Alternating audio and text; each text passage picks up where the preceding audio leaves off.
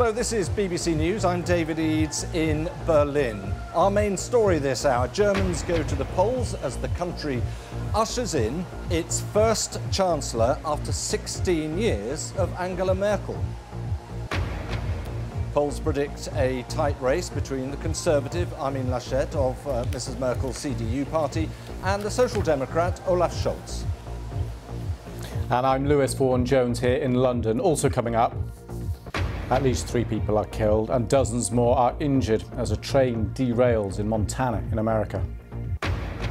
Huawei vows to defend itself against US charges following the release of its chief financial officer in an apparent prisoner swap involving Canada. And as scientists warn some glaciers are melting at an alarming rate, we have a special report from Kyrgyzstan.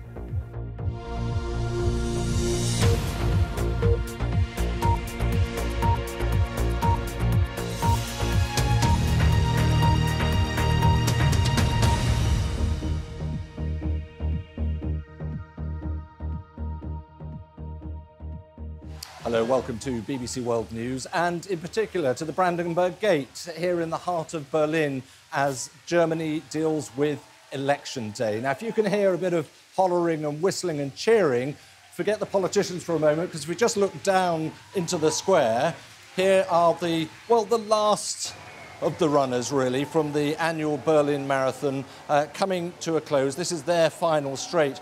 You know, it works as such a perfect parallel with the politics of the moment, because it has been an electoral marathon getting to today. It's 3 years now since Angela Merkel signalled that she intended to stand down as Chancellor. She wouldn't be going for another election. So that's 3 years in which the parties have been readying themselves for the vote and the opportunity, of course, to take over from arguably the most dominant leader in recent European history.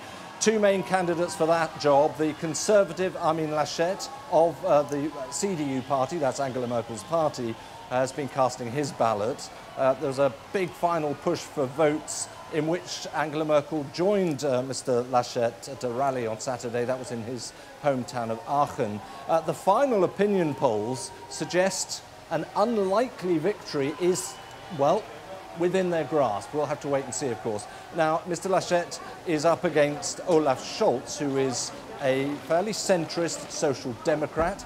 He's also Germany's current finance minister in the coalition government with the CDU. He's been voting in Potsdam. We can expect some lengthy, possibly some rather fractious coalition talks at the end of this vote, once the results start coming in.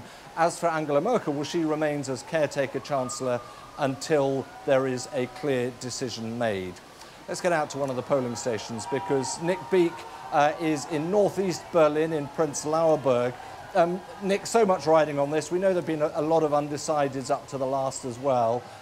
Business brisk?